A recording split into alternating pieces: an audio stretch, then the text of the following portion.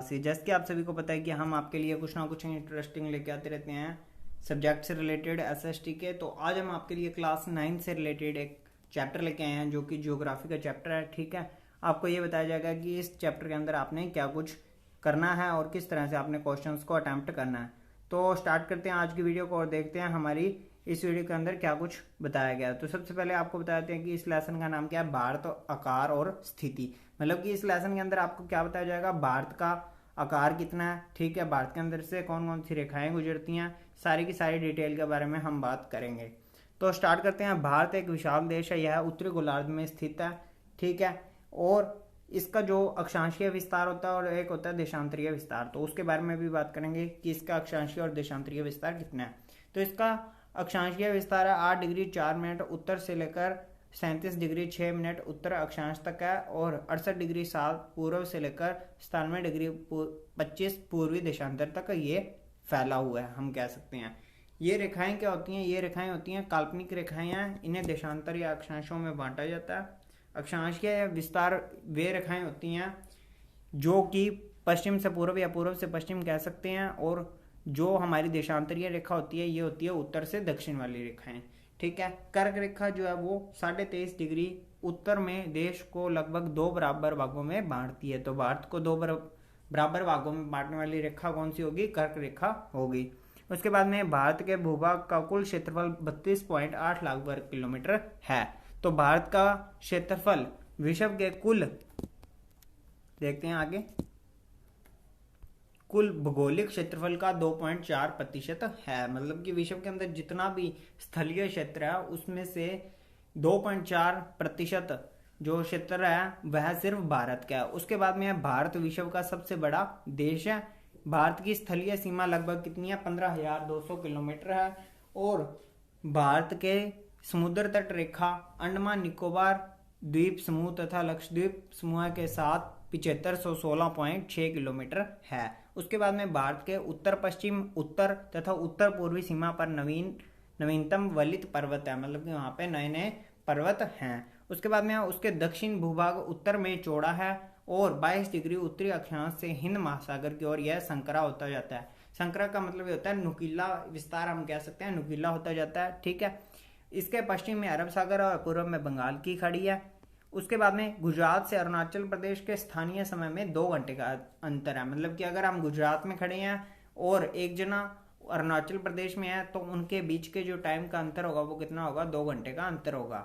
ये जो टाइम निर्धारण की जो हमने रेखा मानी है वो मानी है 82.5 डिग्री पूर्वी देशांतर रेखा, जिसे भारत की मानक याम्योत्तर माना गया है, जो कि उत्तर प्रदेश के मिर्जापुर से गुजरती है, और अक्षांश का प्रभाव दक्षिण से उत्तर की ओर दिन और रात की ओर अवधि पर पड़ता है। मतलब कि जो अक्षांश होते हैं उनका प्रभाव दक्षिण से उत्तर की ओर दिन और रात की तरफ बढ़ता रहता है या कम होता रहता है। उसके बाद में है भारत और विश्व।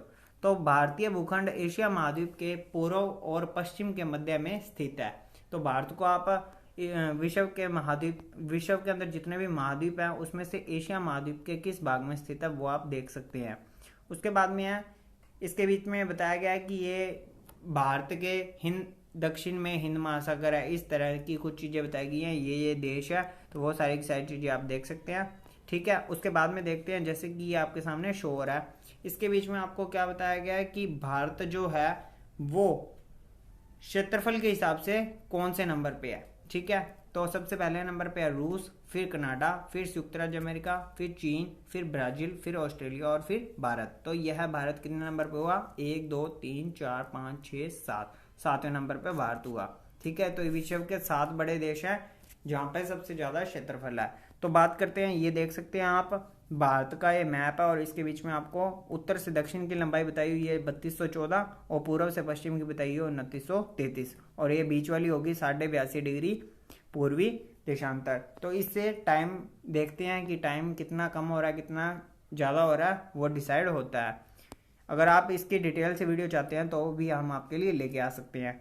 उसके बाद में आगे देखते हैं, जैसे कि आप देख सकते हैं ये एशिया महाद्वीप है, ये एशिया महाद्वीप के किस भाग में भारत स्थित है, और भारत के दक्षिण में कौन सा है, अरब सागर, बंगाल की खाड़ी, हिंद महासागर है, और इसके पूर्व पश्चिम यहाँ पे कौन कौन से देश लगते हैं ये भी आप देख सकते हैं। उसके बाद में बात करते हैं भारत के पड़ोसी देश, तो भारत का दक्षिण एशिया में एक महत्वपूर्ण स्थान है। भारत में 29 राज्य और 7 केंद्र शासित क्षेत्र हैं, जबकि ये चेंज कर दिए गए हैं, ठीक है।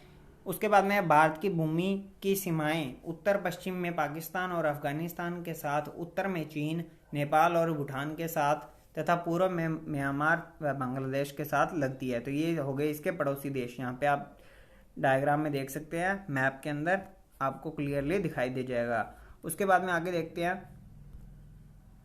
उसके बाद में ये आपके सामने है भारत का मैप, जिसके बीच में पड़ोसी देशों के बारे में भी बताया गया, भारत के अंदर जितने राज्य हैं उनके बारे में भी बताया गया। तो आपको ये नक्शा बनाना आना चाहिए। इसके बीच में राज्य की जो सीमा है उसको लाइन लाइन से बताया गया है, जिसमें पतली लाइन्स हैं वो सारे राज्य हैं भारत के अंदर वाला क्षेत्र, और जिसमें भारत के अंतर्राष्ट्रीय सीमा बनाता है वो साइड का क्षेत्र है।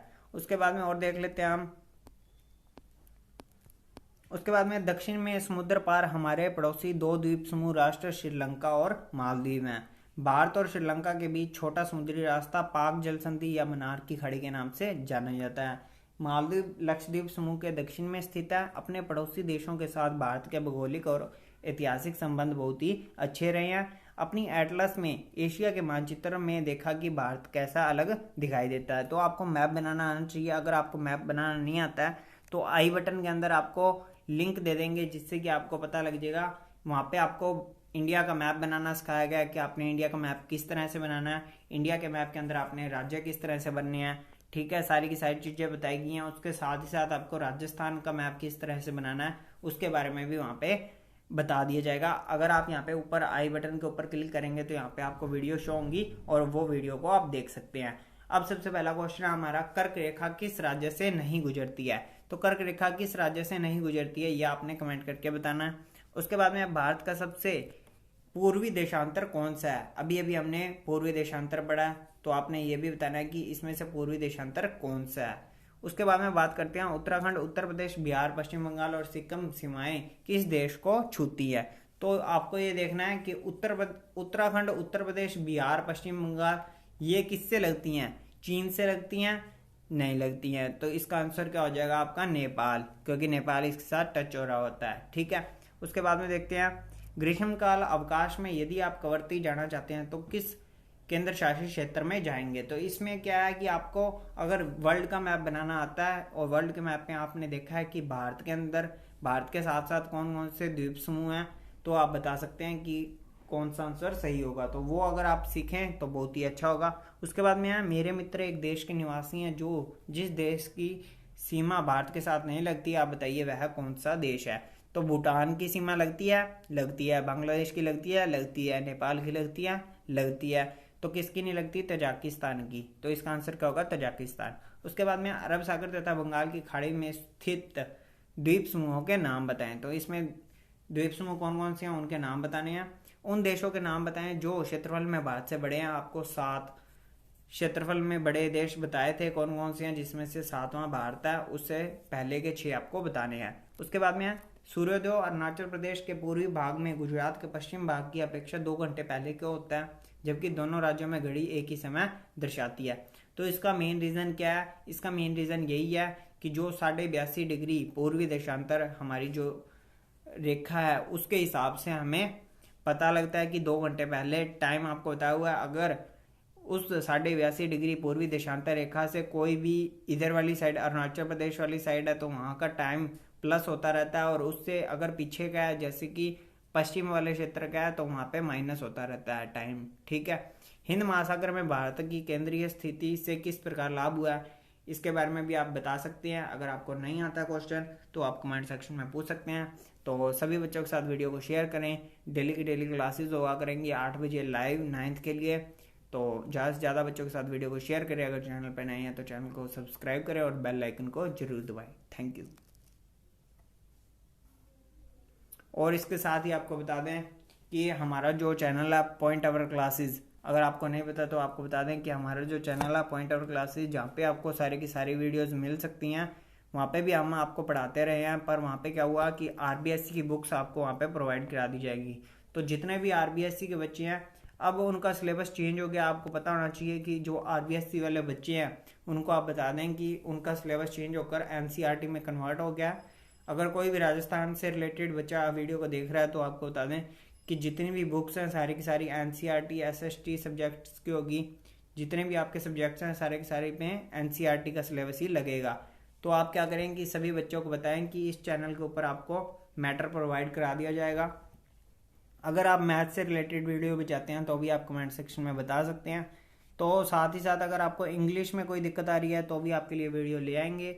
और अगर कोई भी चैनल में आपको दिक्कत आ रही है, किसी भी तरह की दिक्कत अगर आपको आती है तो आप ज़रूर कमेंट करके पूछ सकते हैं। और अगर आपने टेलीग्राम चैनल नहीं ज्वाइन किया तो उसका लिंक भी आपको डिस्क्रिप्शन से मिल जाएगा। नहीं तो आप क्या करें, टेलीग्राम चैनल पर जाएंगे तो वहाँ पे आपने क्या करना है, पॉइंट आवर क्लासेस लिखकर सर्च करना है। तो अगर आप पॉइंट आवर क्लासेस लिखकर सर्च करते हैं तो वहाँ पे आप हमें ज्वाइन कर सकते हैं और वहाँ पे आपको पीडीएफ मिल जाएगी। Thank you.